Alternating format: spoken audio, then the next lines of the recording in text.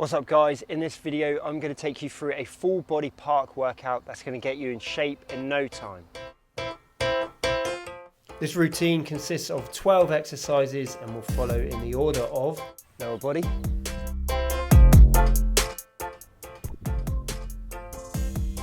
upper body and core. So you'll be able to work through each exercise and follow this routine from start to finish. You can work for time, 30 to 45 seconds, or you can work for reps, anywhere between 10 to 20. This routine is shown across a number of different venues to demonstrate it really can be done anywhere.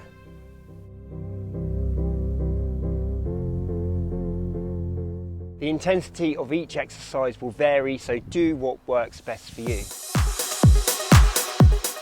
So whether you decide to work for time or for reps, try to complete 3 to 4 circuits. You might want to write this routine down so you can follow it when you next head down to the park. I'm using the Kivo sling for this first exercise, but I will shortly show you an alternative. The more you lean back and the more bend you get through the knee, the more work you'll get into the quads. If you haven't got a sling, there are modified versions of this exercise you can do. This modified version you might know as sissy squat, ideally just bending through the knee and not the hip. Hold on to a bar, lean back, allow the heels to come up.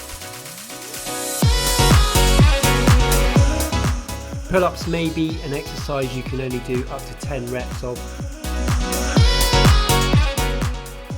You can use assistance through resistance bands if necessary. And sometimes pull-ups can be done without even having a bar.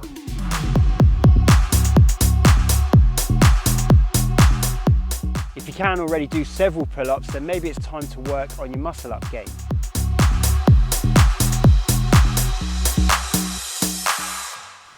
Muscle-ups are an advanced movement, so maybe they're not for everyone. They do require a good amount of power and strength. Look out for an upcoming tutorial on the bar muscle-up. Until then, check out one of my shorts for some quick tips. I like this exercise for the core as it's very dynamic and will also work the upper body. It can be done on the toes or down on the knees. Back to the lower body exercise now with the walking lunge.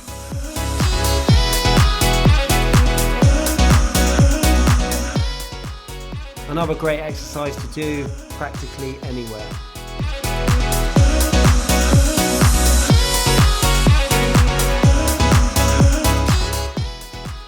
Press-ups are a classic upper body bodyweight exercise. There are ways to mix it up using the environment around you. You can have your feet raised, or indeed you can have your hands raised. Changing the angle to work different parts of the chest, using bars or benches, making use of what's around you. This next exercise for the core requires no equipment whatsoever, just a flat surface. The tension in the abs is constant and we can work on a strong core compression by bringing the knees tight into the chest.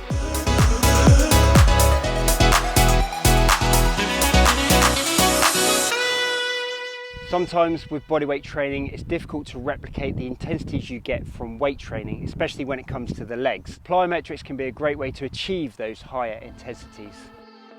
Plyometrics technically means a slow, controlled, eccentric phase followed by an explosive concentric phase. I can simplify this by saying plyometrics are simply jumping or throwing exercises. These broad jumps are a great way to get that intensity into the legs.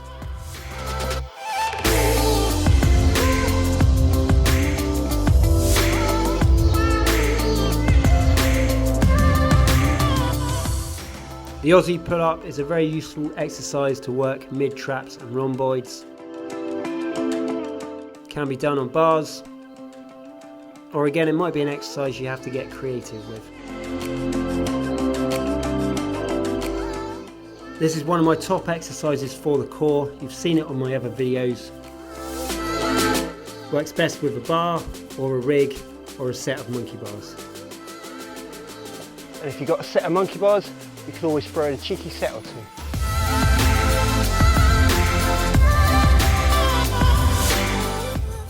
Monkey bars are a great exercise for upper body, the abs and the core. Check out my playlist for more tips on how to get good. This next exercise is actually a total body movement. I feel it most in my quads, hence why I put it down in the lower body section in this circuit. This is the Reptile Crawl. Pay attention to the movement pattern. Be patient in allowing the body to learn it, but do persevere, as it is a very effective exercise.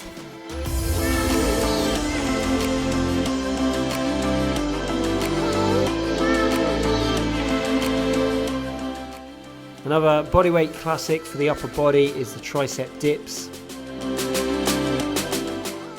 Again, bands can be used for assistance if necessary, or there is this variation as an option as well.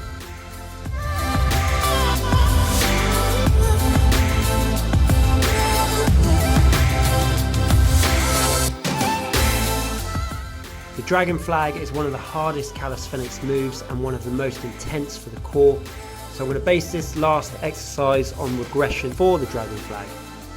Having the shoulders down into the floor makes the exercise easier. We can also bend one knee or both knees and also bend at the hip for easier versions.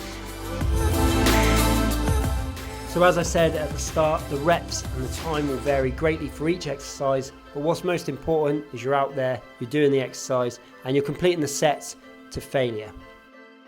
Thanks for watching, guys. I hope this video was useful. Please give it a thumbs up and subscribe to the channel. Check out the rest of my videos on my channel and head over to the playlist and hopefully you'll find what you're looking for. Thanks again. I'll see you very soon on the next video. Take care.